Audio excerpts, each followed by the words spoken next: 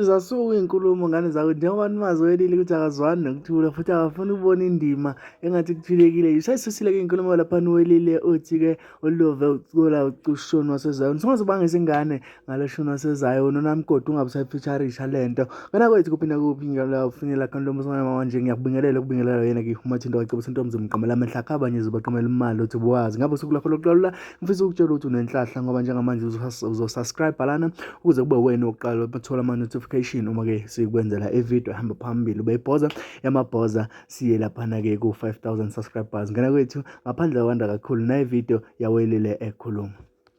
Ayihlanga nje le ngoma naleli vukane uLuve sefishasha wonke umuntu. Hawu kahle nini ingoma nje wonke umuntu usefishasha lo mfana akungoma lo mfana engekho. No mgodi basasa nalo umgodi angamfaki lo mfana sisikhathi ezikaLuve ecula ngathi usezayoni izindla sezayoni esikhatheleni. Hayi ikhona ingoma kanje kunjoka hamba unusa noshu. Hayi indaba kanje hamba ukhetha amankwane lashwile.